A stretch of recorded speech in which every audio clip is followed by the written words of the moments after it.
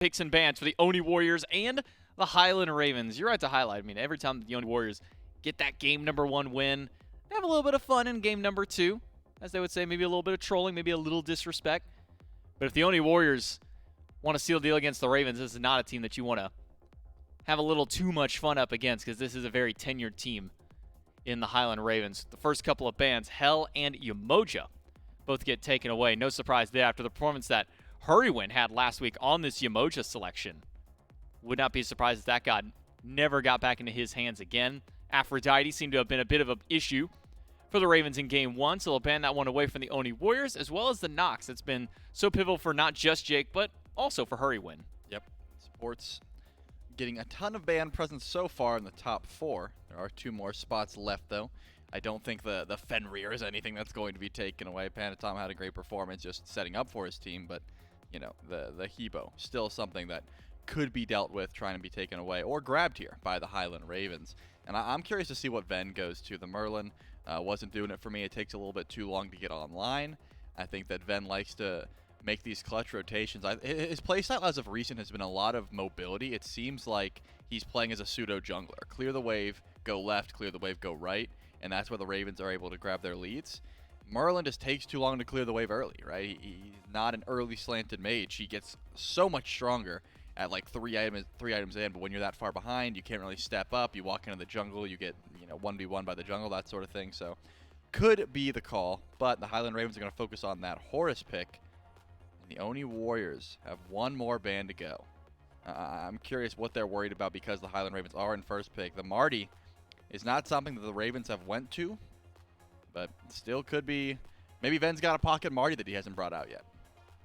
Maybe so. I mean, we had the mids here in studio just yesterday talk about maybe with some of the nerfs, the core damage items of some of the mages. You might be seeing some more of those ability hunters come back with how maybe little that we saw focused over towards Martikros. Maybe a selection there. But for now, with a Serket ban, it will be Vamana as the first pick for the Highland Ravens. Maybe not the one I would have expected, but certainly with the flexibility of this god between the jungle and also over in the solo lane as well, leaves a little bit of openness for this Ravens draft first out.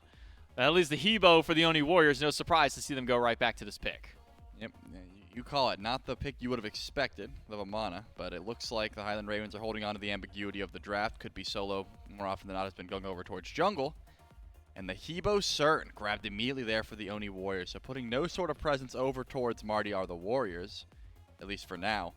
Pagon probably taking that pick back, but every time it's locked in, we have to adjust that it could go over to jungle. Panatom could just say, I actually want to play the Hebo. That is still a possibility, so we'll hold on to the ambiguity of that pick as well, as the Highland Ravens need to decide their top 2 here to pair with the Vamana. If you are going with Vamana jungle, you usually want some late game damage, because Vamana, you can't trust him to be your initiator. You can't trust him to finish off those kills unless you are ahead, or the Vamana in particular is ahead. Once these carries get online, once Hebo gets some burst and Cern gets some crit, Vamana can't just Colossal Fury in the backline, especially if he's building full crit, especially if he's full damage. You are going to get out traded. So I'm thinking the Ravens need to diversify their damage a little bit, maybe some range, and it looks like sending that one over to Haddix and actually just gonna lock in a Pele for Scream. That's different. Take back what I said about the Vamana. You don't have to build crit anymore. You're usually going for a little bit of auto attack damage, but mostly just full tank annoyance there for the Vamana. Yeah, typically, Golden Blade in first item, build your defenses. We've seen kind of a hasten sometimes round out the build, but can really go anywhere. We'll have to see how at least Haddix decides to build this Vamana. But Pele Thoth for the Highland Ravens on their top 3. Guan Yu to round out the draft for the Oni Warriors. So some sustain from the solo once more for SOT. Venenu going back on one of these wackier picks that really only he's playing at the moment. Not many other players in the League of Legends. In fact, I don't think any other player has played Thoth just yet. So let's see how this one works out for him. But a very early Scream pick. Typically, teams with Scream will wait until a little bit later in the draft so you can kind of get that counter matchup. But I guess the Highland Ravens want to get a priority pick for their jungler right away. Yep, just seems like something that Scream wanted to go to. Has a decent matchup into Hebo. You either force out a Relic with that knockup, force out the ultimate, and if you do force out that ultimate, Volcanic Lightning, pretty good job at chasing it down. But as any matchup that is good into Hebo, if he gets online, he just, knocks you up, ults you, you're dead. So you got to make sure to try and keep him in check. I am curious about where the Oni Warriors decide to go. Bans, the Fender is a good look. Daji, also something that has a great time into Thoth specifically. We'll have to see if that's something the Highland Ravens are worried about for Ven. Because you want Peel, right? When you have a Thoth, he does incredible damage. He diffs just about every mid laner in a 1v1 because he can hit you from so far away. The issue then becomes who's closing gap? Who's getting to the Thoth and saying, hey, you don't get to just free cast. And in this case, you know, the Fenrirs, the Dajis, they don't care about how far Evade and Punish goes. They're going to be able to chase you down with Brutalize and with Trickster Spirit. So that's the reason we're seeing at least one of those banned away. But it looks like Peel still could be the call. Hurrywin could go to something like the Capri, for example, that just makes sure to keep this Thoth alive and keep that artillery damage online. You have a few options you can go here with the last bit of the draft, but it looks like Bakasura is a more pressing threat. You don't want to be getting out-farmed. And still does have a great time diving that Thoth. So the only Warriors ban Ares and Jing Wei. A little bit of respect over towards Barracuda, who's had over 120 games on that god now over the course of his career. And then the Bakasura Fenrir for the Highland Ravens. Oni Warriors will draft Terra immediately, double dipping into the sustain for the Warriors. And Ymir, only seen one game out of the gods so far this season. And then Marty out of the duo lane this time for the Highland Ravens. I mean, when we talked to Big Man Tings at one point, he was saying he was surprised at how little Marticross is being played in the mid lane. Haven't seen as much success out of Marty whenever he is being picked up for the duo lane. How do you kind of feel about what the Ravens have drafted to kind of round their composition out here, Trelly? I don't love it. The Marty ADC is my main issue. The Ymir does great here. I think it's a fantastic matchup into the Sun, into the Hebo, into the Guan. You know, you're going to be able to find some massive value from the walls. But Marty, in my mind, is not an ADC. I mean, you have a lot of auto attackers. You've got decent burst for fire. It just takes so long around those dances. If you're relying, if the Highland Ravens get a lead, it's so difficult to keep pushing it because, you know, it just takes such a long time to actually burn through the FG. The Oni Warriors can sit back. They have Guan Yu, Terra, sustain. They can say, yeah, you guys get as poked out as you want trying to do fire. We're going to come in at the last second, knock up your Thoth so he can't use Final Judgment, and just use Crushing Wave to steal. There's a lot of options here. Typhoon, you know, the Hebo Water Spout. It just seems like the Highland Ravens need to absolutely win out early, or they're going to be playing extremely defensive just because of the lack of actual shred towards that Fire Giant. But I did highlight, you've got Vamana, you've got Pele, you've got Marty. You have some auto attackers that can help alleviate some of that pressure. And it really feels like the Oni Warriors have kind of reeled back a little bit of that early kind of Wild West nature that they had at the kickoff land coming into, you know, the first couple of weeks as well of the SPL with a much more standard composition in Game 2. I mean, this is kind of one of the more normalized comps that we have seen in both of the games for the Oni Warriors in Game 1 and now in Game number 2. And it is a 10th pick Susano for Panatom, a god that he has seen 100% win rate on so far this season. So definitely Oni Warriors coming out not playing any games in Game number 2 this time around. Trelly seems that they are dialed in and don't want to take this one to a Game 3. Because, I mean, you heard in the pregame interview by Netchat, almost all their sets going to Game 3. It's not something that they're the most fond of doing necessarily. Well, I had a thought. We have no confirmation, but, you know, they could always switch it up. They could go Pagon on the Susano. And they could. Because remember I've seen the highlights, man. Oh, no. It was against a Thoth. Oh, it was against Venani's It was Ben on too. Thoth when Pagon no. was on Susano. So that could also no. be a counter. More often than not, Pagon has left some of the assassins behind. He's been going a lot more mages, so the Hebo, and he did just have a fantastic performance on the Hebo. So I still think Panatom could take it, but let's just be known that some of those highlight plays were in this exact matchup. So maybe a little bit of threat towards Venenu in the mid lane. Whether this one does end up going over to Pagon or towards Panatom has been successful picks for both of them. The Oni Warriors one game away from notching the number 5 in their win column for their set so far in the SPL for this phase. The Highland Ravens have got to fight back 2 games in a row to do so and try and knock down the Oni Warriors, see if they can stop that undefeated record. And they've got to try a lot through here. The Thoth, the Marticross, it's got to come in big for the carries, and the Highland Ravens have got to go big in Game number 2. Can they do it? Let's find out and jump right in. I mean, if the Oni Warriors continue the pace that they just brought, they may just outpace the Highland Ravens here in Game 2. But the Ravens have totally changed up their mentality here, Miff. They've gone Vamana, Pele, Thoth, Ymir. And then Barracuda on the Marty ADC. And in the desk expressed maybe a little bit of concern around the fact that it's ADC, Marty, instead of where we've really seen him succeed, which is over in the mid lane. Do you share similar concerns? I think that as far as laning phase is concerned, I'm not thinking Marty's going to struggle. No. I tend to agree with what Trelly had said. It's what do you do with a lead? How are you going to rotate into these objectives? Is Marty going down the crit tree? Does he have lifesteal? If he doesn't have lifesteal, who's tanking gold in the early go If he does go down the crit tree, are you really getting the value of Marty's abilities? The answer is no. So you have to go this ability build, which means you're not getting crit, which means you're not burning objectives, which could make it a bit more difficult come 15, 20 minutes since we're looking at Fire Giants, once we're looking at contested Gold Furies or contested Pyromancers. That's not to say that it can't work. It's just it almost necessitates, Marty, that is, grabbing a pick before the fight or grabbing maybe a little bit more of a significant advantage, whereas a standard crit hunter, there are scenarios, although not often, but there are scenarios where it's a 5-on-5 stack, but you feel confident enough to pull the objective. I don't necessarily see that with a Marty. I think one thing the Ravens really struggled with, Miff, was the double healer style of composition that the Oni Warriors had in Game 1. It was Guan Yu plus Aphrodite. I mean, it's a bit different healing now, but you still got a Terra and a Guan Yu. And a rare level 2 gank over to solo lane is what Scream's thinking about. He's there, but Sod dodges out the last bit of damage and He's got to be dead. Looks like SOT will be okay. Normally jungle right to mid at level 2, but Sot lives this time. And he'll make his way beneath the tier 1 for some safety.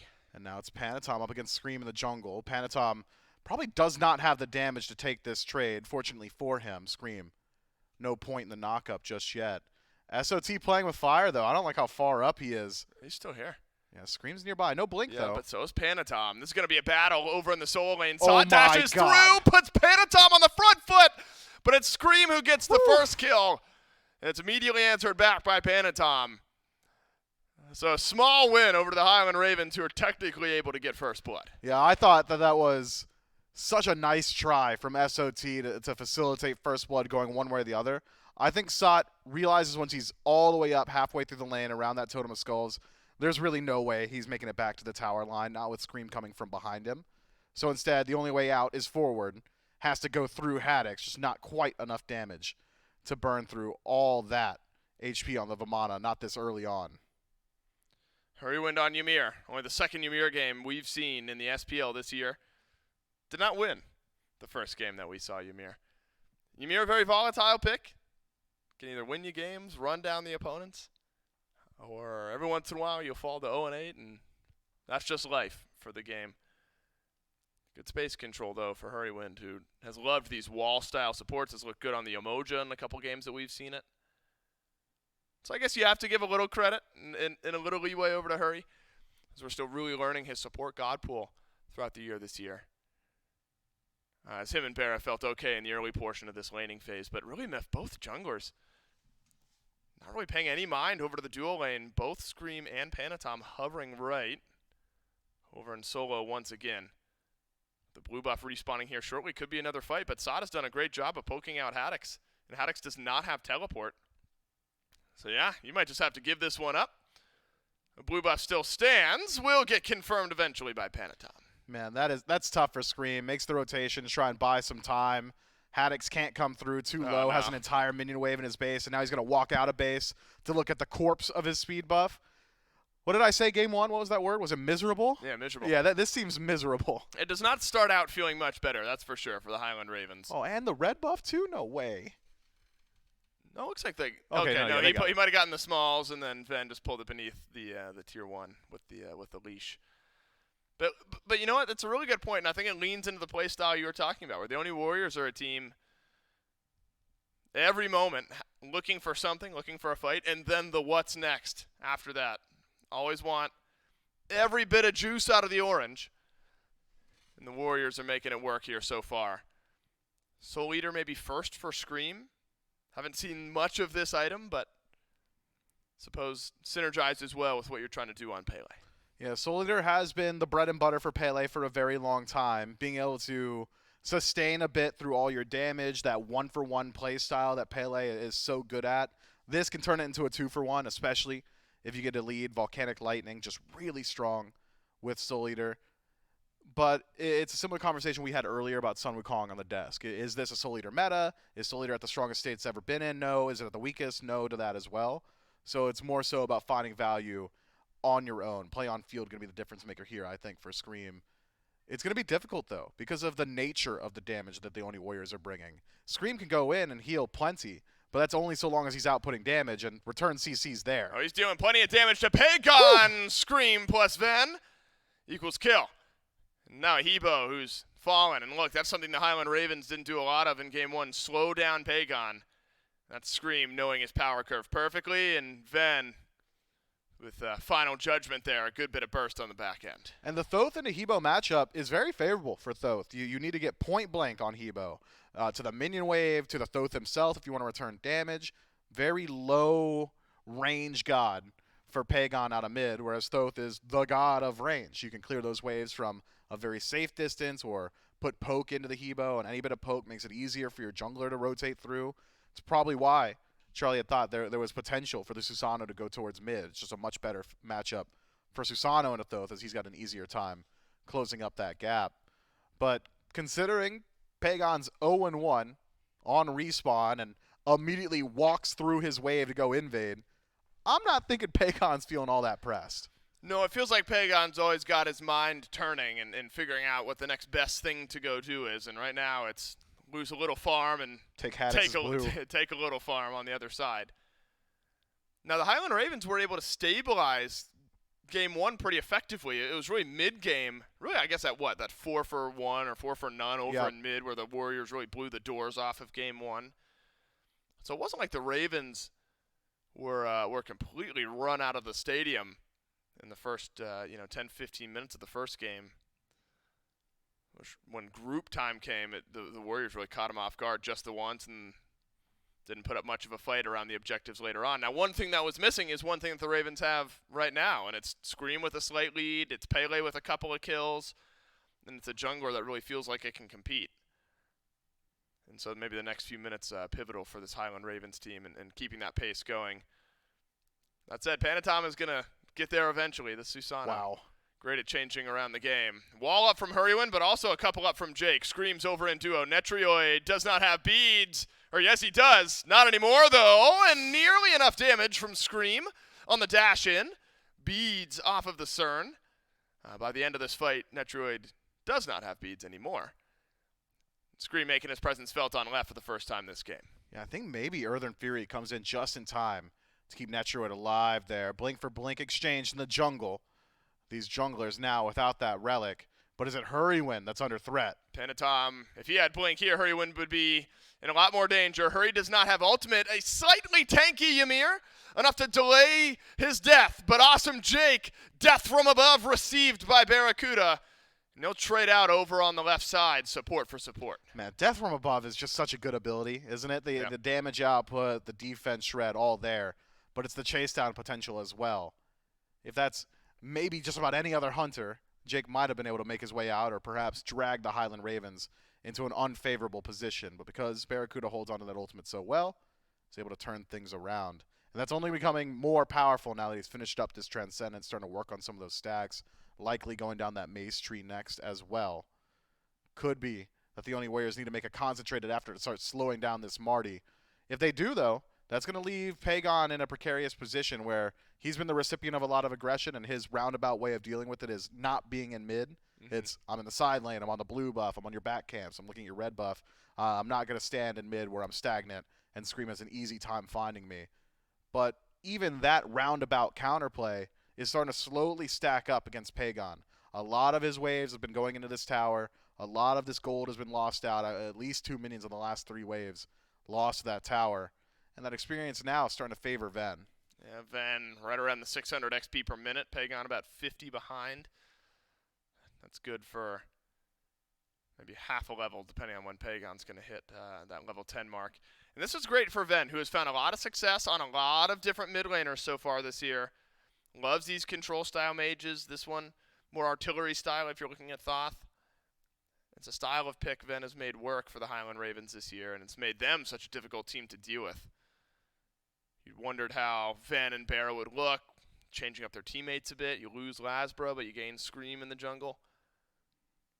Really, space control hasn't been much of a concern for the Highland Ravens over the course of Season 10 so far. Getting to Venenu ends up being a big concern point for the Oni Warriors. A couple walls exchanged here. Hurrywind sends one up.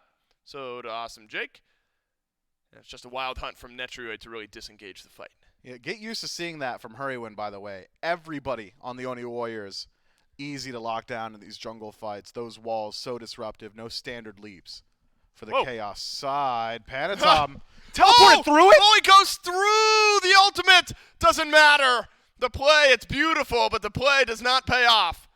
Goes over the ultimate, I guess through from Ven. But unfortunately, too many members of the Highland Ravens on the other side, and that's the 4th kill of the game for the Ravens. A smart rotation from Haddix as well to make sure that there was no escape path for Panatom. But this was the issue in Game 1 where the Highland Ravens maybe got some kills early. Where do they go next? What's the question you ask after? There isn't one. A rotation from Haddix doesn't net him a whole lot. And in fact, it's the Oni Warriors asking the question, yo, Haddix went back to lane. I know it. Is he ready to get back to this Gold Fury? I don't think so. And Ven does not have Final Judgment. Scream does not have Ultimate. And Pagon uses his on the Gold Fury. Small moment that nets 800 or so gold of a lead for the Oni Warriors. It's the what's next question that the Oni Warriors are so good at asking. And the Ravens, I don't know, maybe you don't feel like the burn is quite there. Barra's stacking up his Transcendence. Ven's got some flat pen online. But man, the Warriors, again, just so good at playing every ounce of this map. Though it's Scream who really feels like has been setting the pace so far this game. He's been setting the pace, and he's been starting a lot of these fights well. He is not ahead, Dave. He's actually about a half level behind. Panatom's been sitting comfortably at 11. And Scream is now perhaps the most valuable objective on the map, barring Fire Giant itself, which I think unfeasible at this point. At 3-0, a significant bounty for whoever's able to knock down this Pele. And Pele is not a god that is good at staying alive on their dive. Then dove by Panatom, Typhoon, dash in enough. The last tower shot didn't get him, but Scream sure will. 4th of the game for the Pele. This Oni Warriors team playing aggressively beneath a tier 2 tower. You gotta know death lurks anywhere when you're that far in the enemy side of the map. This time Death's name is Scream. 4-0-1. Could be 5. Awesome Jake falls prey. Good initial lockdown from Hurrywind onto the Terra. But Awesome Jake will scurry away from this fight. A-OK. That's a good counterpunch from the Highland Ravens. I think that is a value trade for the Oni Warriors. You've eliminated Ven, who had a pretty significant lead, let's call it an entire level over Pagon, and still does have that level lead through the respawn timer. So you trade out Panatom for Ven. Panatom's been even or ahead up against Scream, whose bounty has now been pushed even further ahead with an additional kill notched on his belt. Now 4-0 on the Pele. Eventually, Scream's going to have to die. That's just the nature of Pele and how she plays in the team fight. It's the timing of which. It's who gets that kill. I think it'll be very significant for the pacing of the Oni Warriors and their builds. Eventually, he's going to have to. It's Volcanic Lightning forward. I created space. I dealt damage. But you don't have an escape path afterward. Wow, it's a fight over in the jungle. After a double freeze from Hurrywind, I wouldn't say it would save his life. There wasn't that much damage through. This could be a big fight. Pyromancer. Good wall. Down beneath half HP. Great wall. On and off the horse, though, is SOT. Didn't love his look at the cavalry charge. So now, Guan Yu's ultimate gone. Pagon left running. Oh, crushing wave ends up hitting Hurrywind. After Pagon's ulting away from the front line. Panatom doing the same. Netrioid through the Aegis, through the dash, somehow lives. Though Haddix, without Colossal Fury, doesn't have much chase down himself. In fact, now, the Highland Ravens doubling back, doubling away. This is a favorable trade, 2-for-1 for the Oni Warriors. Exactly what I was talking about, Dave. Eventually, Scream's going to have to die. That's right. Because he has to get involved in these fights. He has to make his way into the back line. He has to hit the priority targets. Unfortunately, he lands into a Typhoon this time, and the kill does go to Panatom, which should have pushed his gold pretty significantly, at least to match up with what Scream had with all those kills himself, or even potentially a little bit further ahead. Net worth reveals it's slightly ahead now for Panatom out of the jungle. And this Susano has been an issue. The Oni Warriors' pace has been an issue. Pyromancer belongs to them, and another objective now lost, the Highland Ravens. Best they can hope for is a Tier 1 tower here. That's what their hope is, and that's what they'll get. There's always this threat of the Oni Warriors going back in, initiating on you when you least expect it. The Fury's coming up. next fight that looms, Primal Fury. Ravens quickly here. Haddock still over on the right side, but has teleport. SOT does not Pagon on right. have teleport. Might be the easiest objective pull you'll see the Highland Ravens get. Normally it's the Oni Warriors so quick to group around these Furies, around these objectives. But not an insta-pull from the Ravens. Just that threat of the Oni Warriors enough. That's the difference right there. The Oni Warriors are pulling that and saying, are you ready to defend? Show us that you can do it. Show me the answer. Give me your proofs. The Highland Ravens don't demand that. They show presence and aren't quite willing to generate that threat. This hesitation has allowed now Pagon to come all the way back from the right side of the map, get back and left, regroup with his team. SOT, who didn't have the teleport, doesn't matter. He's been able to walk over. He's been given so much time because the Highland Ravens are just hovering around this Fury. No questions asked. No pool has happened just yet. They're just spinning their wheels, and the Oni Warriors are fine with it. They had already taken the win on the right. SOT has been able to rotate over towards left now. The walls from Hurrywind have been aplenty, and they've caught out targets once or twice. Bera chunked a bit by Pagon, who does not take any damage in exchange. Watch this. Look at this rotation. You're right. Highland Ravens up and fold through the Fury pits.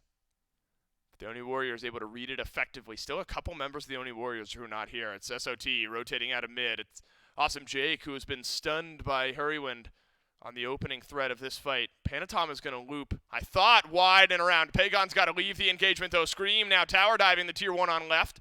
But there's enough disengage. Awesome Jake wants to turn this fight around.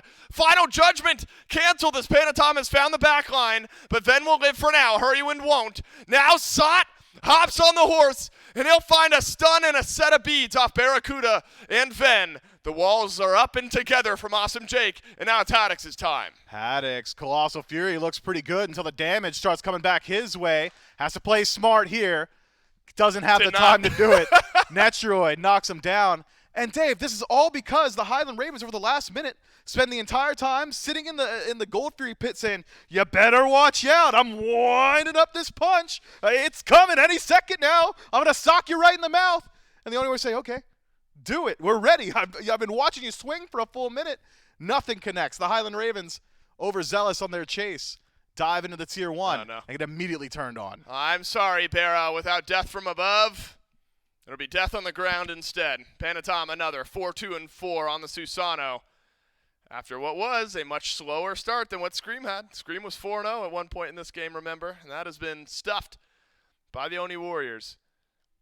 In the margin just starting to grow a bit here, Myth. That 4,000 mark, we were there 10, 15 minutes into game 1. We're there at the 17-minute mark here in game 2. Where you wonder if the Oni Warriors just have enough now. Do they just have enough to walk down? Bera's still dead for 5. So how impactful is that kill on the Barracuda? That's the question. Big chunk of damage. Hurrywind in behind. Final Judgment hits Panatom, but actually maybe not as much as Ven would have hoped. Tier 1, Tier 2, and out for the Oni Warriors, but a fight in mid. Scream will get a clean 1v1 over Pagon. That was needed. Just a breath for the Highland Ravens to have some type of advantage on the map. Got to be able to do something with it. Pagon's gone for 30 seconds. Pyromancer will be up in that time. 3 seconds until that respawns. If the Highland Ravens can regroup, jump onto that objective, it's not a massive win, but it removes something from the Oni Warriors. It stops them from doing it, which I think is just as valuable. This has been the issue. What do you do after the pick? What can you do with that time? The Highland Ravens, they're grouped up first. Pyromancer's pulled. The Oni Warriors likely will not show up to this one, so I like this from the Ravens. Get something after the pick, take something away from the Warriors, put a bomb in your pocket, and all of a sudden, now you've got an opportunity with another pick to run down a tower or potentially look towards the fire. Man, the Warriors are just relentless, aren't they? The Ravens have numbers on map, but not on right, because Barracuda's pushing down the tier 1 on the left. Oni Warriors will do the same over in mid. Awesome Jake puts up a pillar, and Scream pulled back by Panatom. Typhoon should seal the deal, and it does, but it's a blink back forward from Haddock's. That's Final Judgment from Ven that flies through the fight. Awesome Jake caught out in the jungle. One last dash and a second secures his escape, but maybe still more if the Highland Ravens are able to chase it down. So Tower's really getting traded all over the map right now. And junglers traded over in the jungle. I love what we saw from Haddix there. It's pretty often Vamanas are only really finding impact in the ultimate. There, it's a blink forward from Haddix immediately into the dash to close gap and potentially find that knockup to secure a Scream's escape. Unfortunately, it doesn't pan out for him, but the vision was there. He deserves every bit of praise for even attempting it. The Oni Warriors, though, in a 1-for-1 trade, continue their pressure, this time on right. Netroid don't lie, and that's where the push is. Wherever this CERN has grouped up, and now with SOT, maybe it's Bastions, maybe it's a Tier 1, but Hurrywin's rotation should slow it down. SOT, Heart Ward, sensing a lot of this damage. Going to be rolling out of the Thoth. You're right, Bastions are there. It's a Gold Fury in the next 45 seconds, which always feels nice to get, but maybe not something you're trying to throw a team's life away from or for. Especially when the Fire Giant can get burnt. There's only one Runic Bomb on the map. Hurrywin's got it. You wonder if that does give some pause, though, to the Oni Warriors, sensing that there is a little bit of extra burst from Ven, a little bit of extra burst from Hurrywin, but you've got a crushing wave on your side. But I don't know, Miff. I don't know if we haven't seen way too many like coin flippy type Fire Giants. Oni Warriors, though, really at risk of just pulling it at any moment, it feels like. This is a team that groups quickly, swiftly, and will catch you off guard. Yeah, Pagon is deep in the enemy jungle right now. Concerned about his positioning, but has backed himself up. The Highland Ravens, this is the portion of the game where you're really going to see the value from Ven. What's happening right now, this poke from what feels like the entire map's distance away, that's going to be a thorn in the side of the Oni Warriors. They've got sustain. You're going to get it from SOT, you're going to get it from Jake, but it's not that burst of healing like an Aphrodite had in the last one. And Ven, having the Divine Ruin, should be able to keep that poke sticking to them. Should be able to mitigate a good deal of that sustain on the side of the Warriors. Ven is the major keystone to success here. Yep. He is all important to the Highland Ravens team fight. He's their poke from range, he's their kill secure, he's their objective secure, and he's the dive target for the Oni Warriors. If the Highland Ravens, and specifically Hurrywin, can keep Ven alive, Scream's not going to have too many eyes on him. For the most part, should be allowed to get into that backline pretty easily, just by the threat generated by Ven existing on map. Barracuda as well, likely going to be a part of that peel duty. Just make sure Ven doesn't have to operate on his own. I think very important now for the Highland Ravens to play through him. Oni Warriors, though, they're never resting, Dave. Always asking something. Is there any vision over here on the Gold Fury? We're not going to drop a sentry. We're not going to check. We're just going to pull it. Yep. Netroid gets it for free. Could be impactful. But again, still 4,500 or so gold. Tends to be enough for the Oni Warriors to feel comfortable. Granted, a 4,000 gold deficit may have the Oni Warriors still feeling comfortable. And at liberty to fight at any moment. Pagon a late Charon's coin, so won't build up any of those stacks just yet. And most of the stacking items that have been picked up, if not all of them, have already been there. Man, a clean sweep of neutral objectives. Again, I guess you're not trading out lives for Pyro, lives for Gold Fury at this point in the game, but it's those small increments that really build up for the Oni Warriors. Now they've got a Runic Bomb. Think about how important those were in knocking down towers. Phoenixes over in game number 1. This is that risky moment, though, Miff, for the Highland Ravens, where you've really fallen behind in gold. You might need to step up to this Fire Giant if the Oni Warriors pick it up, because you know how the Oni Warriors like to play down the stretch, especially on Siege. Yeah, I think certainly an opportunity to defend. I love the defense capacity of this draft from the Highland Ravens. I've not loved the propensity that we've seen so far to allow these objectives to fall down, though, both Gold and Pyromancer. Well, that's where game 1 not kind of even slipped away a little extra, you know? There were 2, 3 full rotations of the neutral objectives. And we're on pace for the exact same thing here in game 2.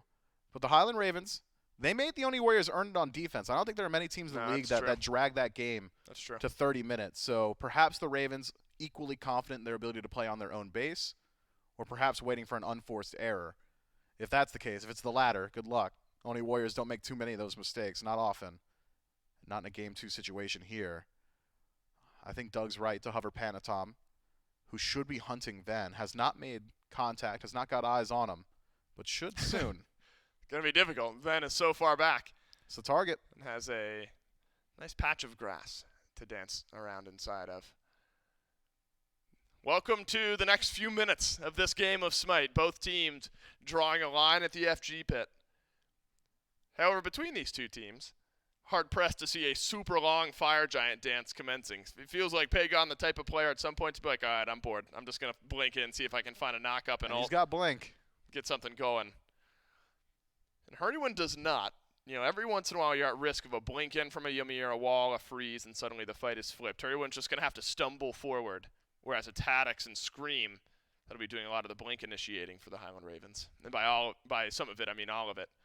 And really, we're not fighting for a Fire Giant. We're fighting underneath a Tier 2 tower. Hurrywin cancels it out. Barracuda does as well, but Death from Above is just chased down. The Oni Warriors are waiting on the ground for the landing of the Marty. Haddix in Colossal Fury, he's more worried than he is angry. Rumbles away from the fight, and the Oni Warriors have cleanly gotten a pick on Barra. And it's so simple for the Warriors, and it almost makes me feel foolish because it's not a version of Smite we see so often. It's the Highland Ravens saying, okay, they're going for a Tier 1 tower. They can't break stalemate on Fire Giant. They're going to try and take a structure. Incorrect. They saw Scream in mid. They want your lives. They want Barracuda off the map so they can get fire. The Oni Warriors walk directly through the tower, say, I don't care. It's a Tier 1. We're 25 minutes in. This is nothing. This is peanuts. I don't care. And go for the kill immediately afterward. Phantom Shell aggressively so that Crushing Wave can be used directly into the enemy. The Oni Warriors, it's just a speed of play question. They're playing faster than anybody else. And that's going to keep going. Right side Phoenix, Siege. Where are the Ravens? Ravens were clearing out the jungle. In fact, Scream is still over in mid. Teleport. Should be able to get it. He's got it. Sot gets here in time, but unfortunately gets here in time in the sense that he's now in mid. And I actually wonder, is this an opportunity for the Oni Warriors to just collapse in on the Highland Ravens? Hurrywin steps forward. This is awkward. The Ravens, Miff, are having such a hard time figuring out how to play this. Ven You can't back. uses the Aegis. Barracuda, Death from Above. Pagon dodges out. Final Judgment. Scream is low, but never got killed off. Over on the left side of this fight, Haddix hoping to chase down Pagon. He will. One last auto. And there's actually maybe limited damage now as Panatom and Netrioid are split on this fight. Ravens do an okay job there of finding something. And Jake's able to get out. Yeah, time to start running away. Haddix stepping forward here. Still has access to the ultimate, but does not have a hasten, so won't be able to stick to him too easily. I like the idea there from Sot. I'll stop Scream from backing, keep up your siege. The chase down potential from the Oni Warriors is pretty high, and they do find their one, but the one being Hurrywin and the damage coming from Ven so nearby costs them greatly. Pagon for Hurry, not a trade you want to make just about ever. But with Fire Giant still on 4 and Pagon back in the map, just under 15 seconds, shouldn't cost them too much. Grab a Fury, grab another Tier 2. You've already taken the right side Phoenix, so the majority, the lion's share of the work done. The base broken from the Highland Ravens. But this is what I was talking about in Game 1, how the Ravens were able to fight back, find those defense opportunities, and extend the game. They've done so again. That pick on Pagon might just be enough to keep the rest of their birds alive. And because that right side bird had fallen so early into this Fire Giant play, it might just be back up in time for the next Fire Giant defense. You can now defend the wave simultaneously on right while contesting the Fire Giant, and you should only really have to deal with maybe 1 or 2 waves of enhanced minions while the Fire Giant is up. That said, this is the Oni Warriors we're talking about. You know, they will try to get every bit of this Fire Giant buff if they feel like they've got the opportunity. For now, it's 3 members over on left, while the Highland Ravens will still hold their defense over in the mid lane. Scream's actually going for a bit of a roundabout gank, potentially. Sot channeling, canceling his back. You think Sot's worried? I don't think so. He's got a horse. Nah, something tells me he's feeling A-okay. And in development, though, the back's not going to get stopped because 3 members of the Oni Warriors were pushing down the left side Phoenix, and everyone from the Ravens outside of Scream backs and moves to defend their base. I was wondering if we would see a slight siege on this mid lane Tier 2, but the Oni Warriors uninterested. Starting to reach the point in the game, though, Miff, we're full build, really close for most of the players. Panatom the first to hit it. Right after that, Haddix, SOT, just a bit further behind them. And this is going to be right on the edge of an enhanced and regular Fire Giant. In the game, and the importance is going to change drastically maybe 45 seconds after this FG spawns. Yeah, we'll see. I doubt this Fire Giant goes down before being enhanced. No way. The Oni Warriors, even if they are given the opportunity, likely would just wait it out. The Highland Ravens will be able to show face as well, I believe. So defense potential, but it won't be easy. Look at vision on map. The Oni Warriors control the entirety of the right side. I mean, 1 Sentry Ward from Ven, able to get a little bit of space back, but so much of the map already belongs to Chaos that I don't think the Highland Ravens will be able to step forward without the Oni Warriors knowing literally every one of their positions. Fire Giant respawn 30 seconds away from being enhanced. Neither side confident in their pool just yet. And only a couple more enhanced minion waves on right. It's Panatom who makes contact first. Scream! Whoa! Soloed over in solo lane, despite the fight happening over by FG. An ejection handle ripped by the Highland Ravens. They immediately back away. I mean, that was your 5-2 jungler. He was full build. Now you've 4-0 earlier. lost that. He was 4-0 earlier. Has gotten 1 kill and 3 deaths in that time span. Enhanced Fire Giant by the time it goes down. And maybe the Ravens feeling the weight of that potential. The Ravens will step forward, but Panatom over in mid. He'll rotate forward. Hurdywind, remember, cannot blink into this. Haddix can, but his blink will get reset. Haddix steps forward, but the Fire Giant's been reset. Instead, the Oni Warriors looking for the fight. Ven channeling Final Judgment. You're right, Pagon's low. But Pagon's going to move back with the rest of the Oni Warriors. The Fire Giant will go down in time. Haddix was going to step forward, and no more kills will happen. The Oni Warriors get EFG. In the meantime, the right side Phoenixes respawned. It has. No more enhanced waves, so the Oni Warriors have to do it the old-fashioned way. Is an enhanced Fire Giant, though, so should be able. Old-fashioned way, what? Like walking up and downhill 5 miles in the snow to get to school? Yeah, that's right. Both ways, uphill. It's Right. awful. There was a rickety bridge. I thought I was going to lose a foot one time. That's how the Ravens might feel getting back into this game. Miserable. Miserable. Cold, scared, nervous. Dodges a lot. Netroid sent out a wild hunt, maybe for some disengage. Man, Ven's doing so I much. was going to say, Ven is getting towards full build. Ven's got 26k damage. Next highest, 18,000. And that's Barracuda. So, yeah, poke damage hasn't been an issue. But, again, it's this double healer style comp. You got some sustain from Sot, some sustain from Jake. And it has just been difficult for the Highland Ravens to make that poke turn into kills and turn into objectives. At this point, for the Oni Warriors, haven't seen repeated attempts on Phoenixes or on Sieges up against Ven. I think it's got to be either a split push or a pick. Those are the two things that could really open up the door. Wherever Ven is, it just seems like the Oni Warriors are not going to see success on this siege. So if they can go for a 3-1 split, 3-1-1, or 3-2, or 4-1, any one of those to just split up the Highland Ravens, I think, going to be very valuable. The difficulty comes from the Martikaras as well. That Marty on defense, almost similar to a Merlin, not nearly as good, but similar levels of, hey, I'm going to throw out persistent damage on field that is going to deal with these minion waves very easily from a safe range. He could do that too. So that's why I bring up the 3-1-1 potential for the Oni Warriors. You really want Ven and Barracuda separated. For now, they are. Barracuda's over on left, though Ven can hover back and forth. Ven a bit far forward here. Luckily, there's no threat of pulling him back in. Haddix feels like he's got an opening, and he does. It's a crushing wave away from Pagon. Scream! Dashes forward and finishes off the kill. Now the Oni Warriors, without their mid laner, don't have much fight left. The Highland Ravens, man, that is a small opening, but they found it. Pagon has not had a great game, 2-5. You can tell the Oni Warriors still fishing, hoping that someone from the Ravens overextends, but Ravens read it well. That's such a smart play from the Highland Ravens. Have Haddix in first, force the Crushing Wave defensively. Okay, yeah, Crushing Wave's done. Scream can get active. Blink forward, Volcanic Lightning for even further distance, and the chase down is there. And the damage output certainly there as well. The entire risk for Scream, if he wants to deal with Pagon, is Water Spout, Crushing Wave, I'm dead. There's not a lot of counterplay. You can pre-beads it, but the damage output will still be there, and it still happens incredibly fast. So having Haddix remove at least one layer of entropy, get that ultimate cooldown off, makes it so much easier for the jungler of the Highland Ravens to find his value. This Vamana has done a whole lot up until this point, and if he wants to win, if the Highland Ravens want a win, he's going to have to continue doing a whole lot. You will. Those blinks, so impactful. I mean, look, you 3 or so seconds away from one another. You get a pretty clear picture of how that fight happened and how Pagon was maybe caught a bit off guard. Luckily for the Oni Warriors, the timing between that kill and the next EFG pretty small. However, in that time frame, builds have been completed. Hardywind just one item behind Awesome Jake. Other than that, we are equal across the board. Everyone's healthy in the relic department. Now about how the game gets played. Hardywind sure a couple levels behind, but well, the Ymir has been quiet. Has reached a point where could be feeling okay to set up a wall. Haddock's on a solo mission here.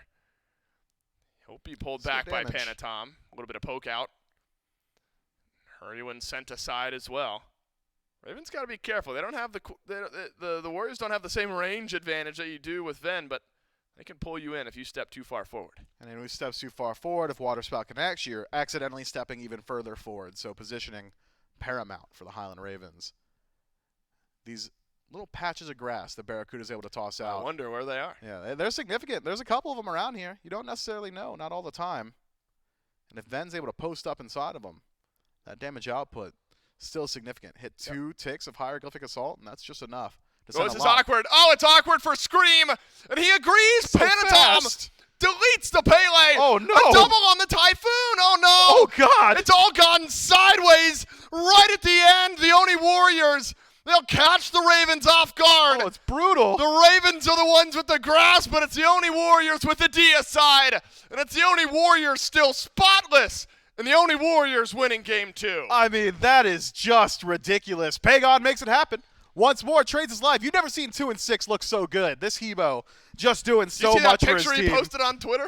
No, what did he do? Let's hear it. My man's jacked. He's yoked. Was that actually? I saw that. I thought Yes, that was Photoshop. that was That's him. huge. Dude, that guy's huge. He's big, he's scared, he's 2 and 6 and doesn't care because he is still undefeated, The ultimate stealth build. as are the rest of the Oni Warriors. Pagon claps his hands a bit. Man, this team, there's something special this year. We wondered if the kickoff tournament was flash in a pan, if the rest of the league would catch up. If they have not.